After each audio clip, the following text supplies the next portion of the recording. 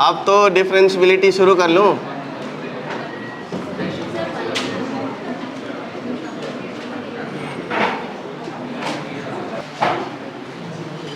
Differentiability, उसके लिए सबसे पहले हमें मानना पड़ेगा कि डिफरेंशियबिलिटी का दूसरा नाम है डिफरेंशिएशन या डेरिवेटिव, और डेरिवेटिव का दूसरा नाम है डिफरेंशिएशन, और इसका तीसरा नाम है स्लोप, इसी का नाम है ग्रेडियंट। तो अब कितने सारे नाम हैं, पर यह बहुत काम की चीज़ है। इसका काम होता है चेंज मेजर करना। तो अभी डिफरेंशियबिलिटी का मतलब मैं सबसे पहले समझा देता हूँ ग्राफिकली। मान लो कि मैंने कोई एक ग्राफ रेंडमली ऐसे ड्रॉ कर लिया, इसके किसी एक इंस्टेंट ए के लिए, ए पॉइंट पर इस कर्व का स्लोप क्या है? स्लोप इस कर्व का ये है, ये लाइन, यही इसका स्लोप है। तब ड्रॉ करके दिखा देता हूँ। ये लाइन इसका टेंजेंट है। तो अब इस टेंजेंट का स्लोप कितना होने वाला है, उसके लिए थोड़ा सा ज़्यादा ड्रॉ हो गया, ये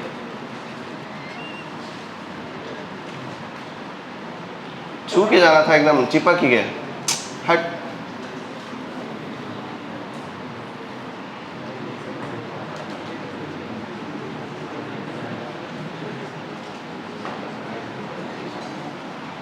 इस इंस्टेंट ए पर अगर इस कर्व को हम डिफरेंशिएट करेंगे तो इसका मतलब होगा change in y upon change in x। इतना डिटेल बताना जरूरी है क्या? ऐसे समझ लो ना, change in y upon change in x, y में होने वाला चेंज अपॉन x में होने वाला चेंज। तब एक काम करो, डिफरेंशिएशन वैल्यू ऐसे लिखो,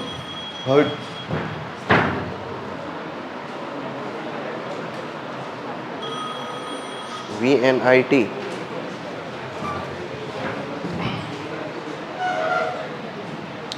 डिफरेंशिएशन वैल्यू ऐसे लिखो,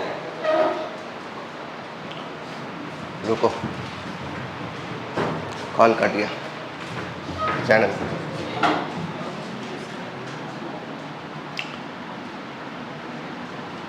एफ ऑफ ए के जस्ट राइट में a प्लस एच है।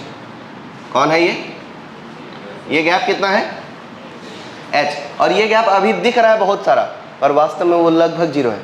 लेकिन अगर h यहीं पे ड्रॉ कर दूंगा तो आपको समझेगा नहीं ना, इसलिए इसके बीच का गैप लगभग 0 है, जो विजिबल दिखा दिया मैंने। तो f of a plus H ले लो और उसमें से a का फंक्शनल वैल्यू माइनस कर दो, क्या चेंज इन y हो जाएगा? ये कंसेप्ट मैं पहले भी यूज कर चुका हूँ। और divided by change in x, तो a plus H minus a, इसके बीच का गैप कितना है जी? h है। लिमिट h टेंस टू कितना है? 0। ये क्या कहलाएगा? Right hand derivative. क्या कहलाएगा ये? Right hand derivative. देखो तो क्या राइट हैंड साइड से डिफरेंशिएशन वैल्यू निकाले हैं? नहीं निकाले? निकाले। अब एक काम करो, a के लेफ्ट में आओ। ये लाइन क्या है? a minus H. ये लाइन क्या था? a plus H. ये क्या था? a। अब इसका ये ट्रायंगल का वैल्यू निकालो। एक काम करो, इसका राइट वाला वैल्यू f ऑफ a है, उसमें से सब्ट्रैक्ट करो f of a minus H और डिवाइडेड बाय बीच का गैप। बीच का गैप कितना है? h। तो लिमिट h टेंस टू, अरे नहीं मैं धीरे धीरे बताऊंगा दोस्तों, तो आप लोग बोलोगे क्या हुआ है, मेरा दिमाग इतना प्रोसेस नहीं कर रहा है।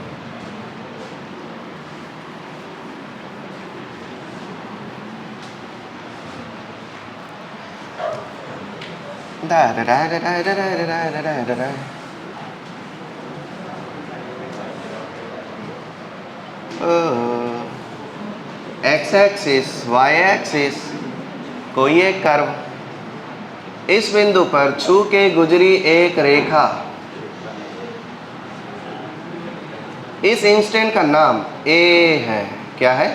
A है। A के जस्ट बाद वाला पॉइंट A प्लस एच है। A के जस्ट पहले वाला पॉइंट वो बाद में बनाएंगे। अब चूंकि ये छू के गुजरी है और A और H के गैप का डिस्टेंस इतना कम है, इसका गैप इतना कम है कि ये सब एक ही बिंदु की बात हो रही है, पर लगभग वो सेम ही है। तो उस केस में यहाँ से राइट हैंड डेरिवेटिव जो निकालेंगे, तो राइट हैंड डेरिवेटिव आ जाएगा f of a plus h, functional value at a plus h a के जस्ट बाद फंक्शन की वैल्यू माइनस ए पर फंक्शन की value, y2 minus y1 upon x2 minus x1, यानी change in x। Change in x कितना है? h जितना। h कितना है? लगभग 0।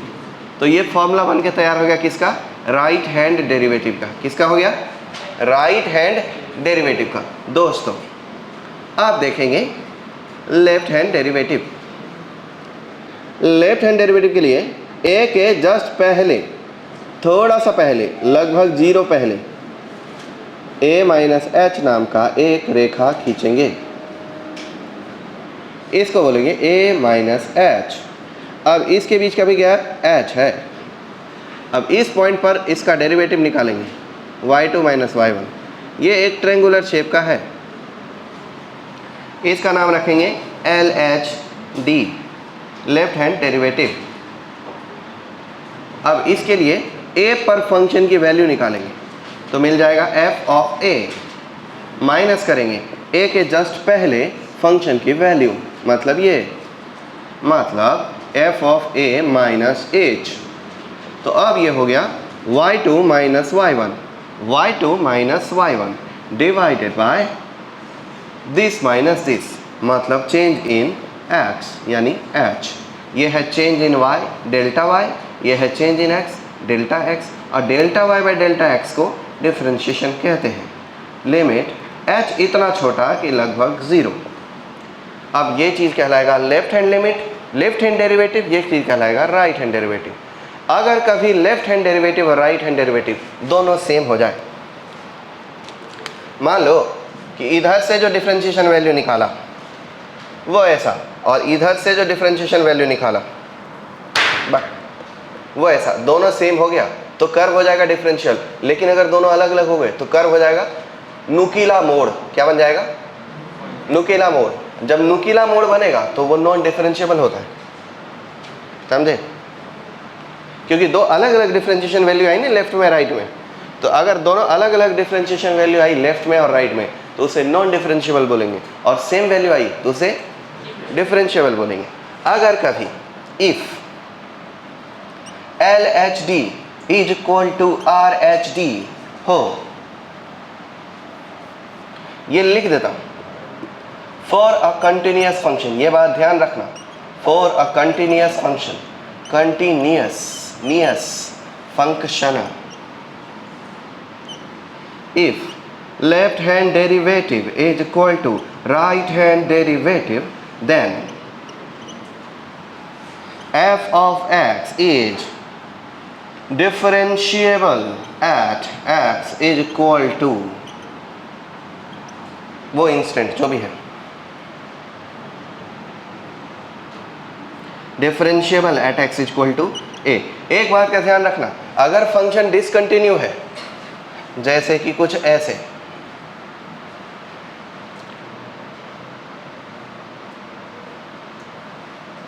ये देखो ध्यान से, डिसकंटिन्यू है क्या? अब भले ही लेफ्ट हैंड का डेरिवेटिव निकालोगे तो इतना आएगा, उतना ही स्लोप का ये भी है। Left hand derivative right hand derivative दोनों की स्लोप वैल्यू क्या रहेगी? सेम ही रहेगी, पर फिर भी ये डिफरेंशिएबल नहीं है। क्यों नहीं है? क्योंकि कंटिन्यूअस नहीं है। तो अगर कोई फंक्शन कंटिन्यूअस नहीं है तो उसकी डिफरेंशिएबिलिटी चर्चा ही नहीं करना है। कंटिन्यूअस होगा तभी डिफरेंशिएबिलिटी पर चर्चा की जा सकती है, कंटिन्यूअस नहीं है तो उसके डिफरेंशिएबिलिटी पर चर्चा नहीं करेंगे। ये श्योर शॉट है कि वो डिफरेंशिएबल नहीं ही होगा। कंटिन्यूअस ही नहीं है तो डिफरेंशिएबल नहीं होगा, पर अगर कंटिन्यूअस हुआ तो कुछ गारंटी नहीं है कि वो डिफरेंशिएबल भी हो जाए। तो उसको चेक करने के लिए left hand derivative right hand derivative का इक्वल होना जरूरी है। तो यहाँ नोट की बात,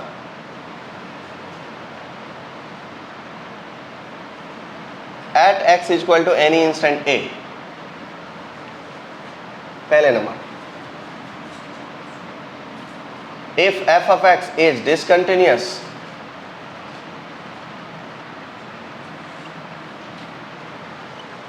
then f of x is not differentiable also,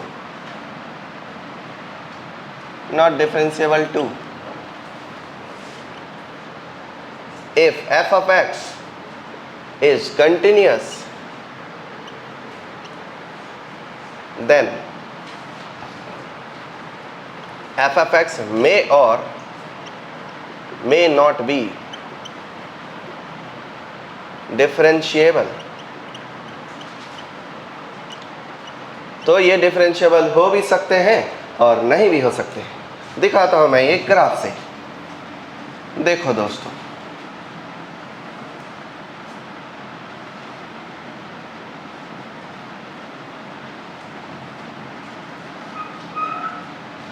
इस इंस्टेंट ए के लिए x इक्वल टू ए पर इस कर्व को अगर गौर से घूर के देखोगे तो ये डिसकंटिन्यू नजर आएगा, और डिसकंटिन्यू नजर आए भले आपको दोनों का स्लोप एक जैसा नजर आ जाए, पर फिर भी ये दोनों के दोनों क्या है, सॉरी दोनों नहीं, फिर भी ये कर्व क्या है, नॉट कंटिन्यूस, नॉट डिफरेंशिएबल। लेकिन x इक्वल टू बी नाम के इंस्टेंट पर देखोगे तो कर्व आपको कंटिन्यूस आएगा, परंतु वो डिफरेंशिएबल नहीं आएगा। क्यों? क्योंकि किसी एक इंस्टेंट पर दो पॉसिबल स्लोप नहीं हो सकते, दो स्लोप पॉसिबल नहीं हो सकते। ऐसा होने पर कर्व नुकीला मोड़ बनाता है, एकदम नुकीला मोड़, और नुकीला मोड़ जो होता है वो डिफरेंशिएबल नहीं है, क्योंकि इसके लेफ्ट हैंड साइड से जो डेरिवेटिव वैल्यू आएगी और राइट हैंड साइड से जो डेरिवेटिव वैल्यू आएगी वो अलग अलग रहेगा। तो यहाँ लिखेंगे discontinuous and non differentiable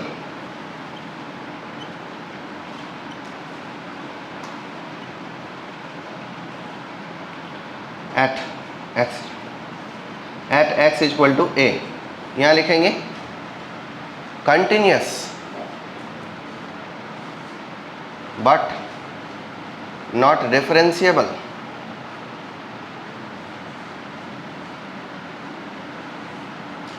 at x equal to b. Continuous तो है परंतु डिफरेंशिएबल नहीं है, क्योंकि एक पॉइंट पे एक से ज़्यादा स्लोप पॉसिबल है।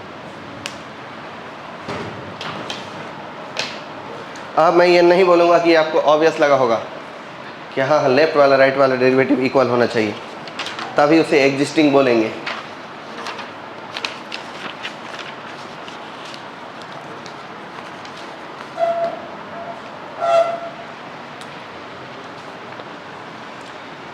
एक क्वेश्चन ले लेते हैं,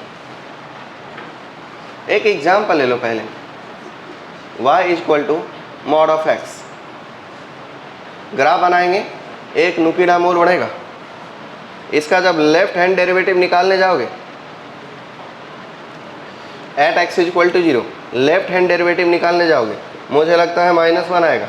राइट हैंड डेरिवेटिव निकालने जाएंगे, मुझे लगता है +1 आएगा। अब इसको आपको कैलकुलेट करने की ज़रूरत है क्या कि कैलकुलेट करके दिखा दो, वो फॉर्मूला लगा के दिखा दो कि कैसे काम करता है वो फार्मूला? बोलोगे दिखा दूंगा, दिखा दूँ? ओके, बिस्मिल्लाहिर्रहमानिर्रहीम।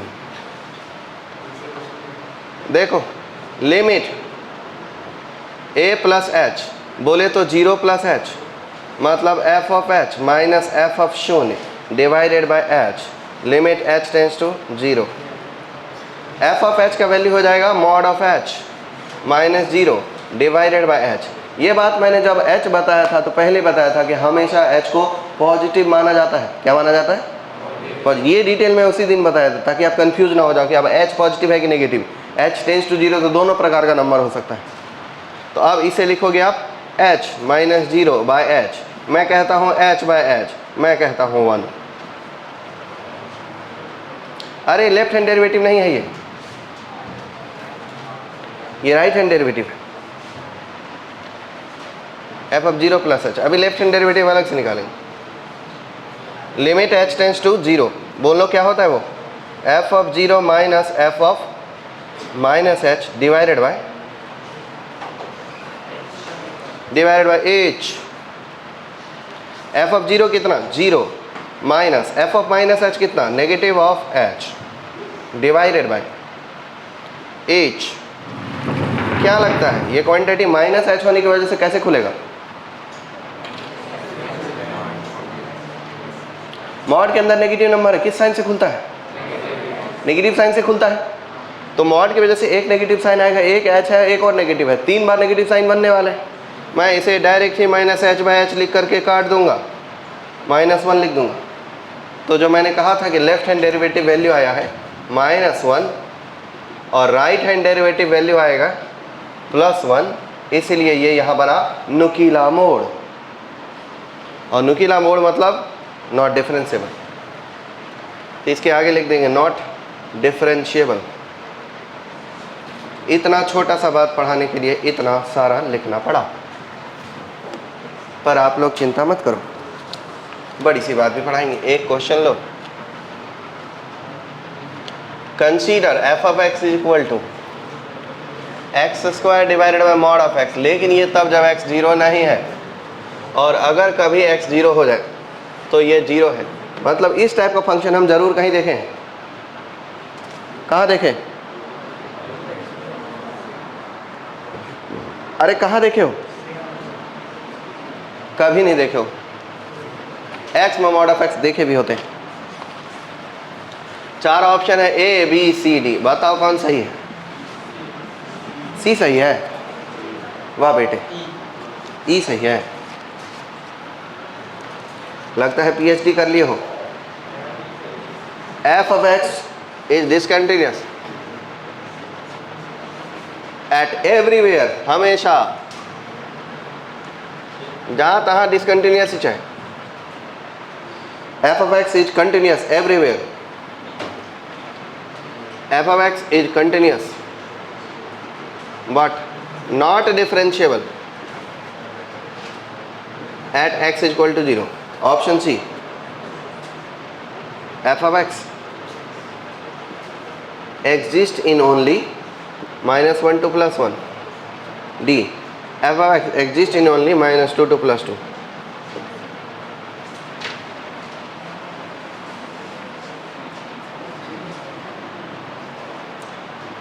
अरे आंसर तुम जल्दी।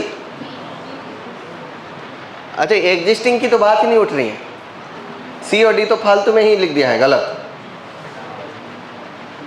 वो तो एग्जिस्ट करेगा ही करेगा, तो सी और डी तो ऐसे ही हटा दो। अब डिसकंटिन्यूअस, तो x जब 0 नहीं है तो f(x) 3 प्रकार से डिफाइंड होंगे दोस्तों।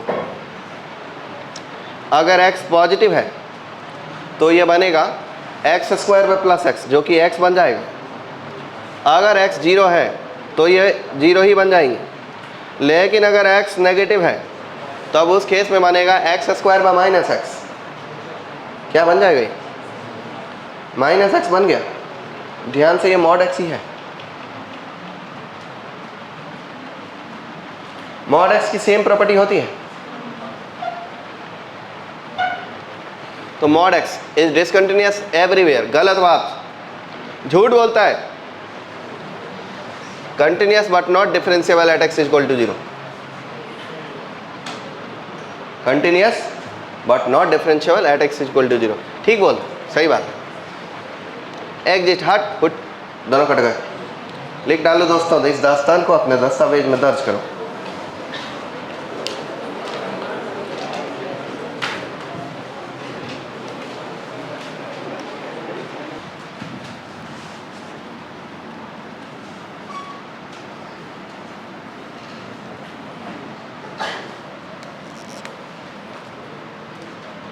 f(x) = mod के अंदर x - 1 प्लस mod के अंदर x - 3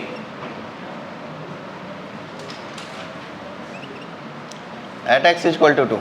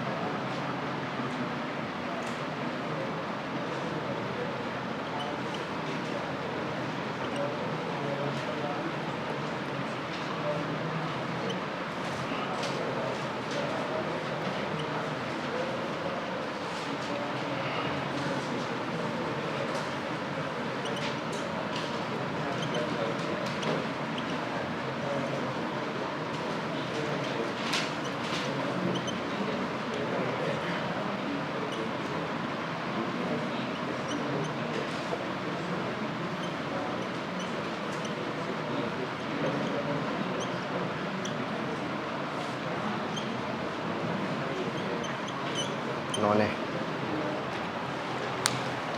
इसका सही आंसर सी है, इसका सही आंसर फर्स्ट है। इसका आंसर नहीं पता है।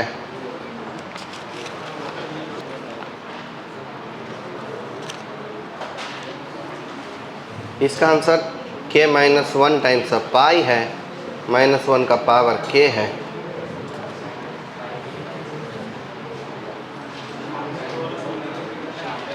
इसका आंसर 0 है।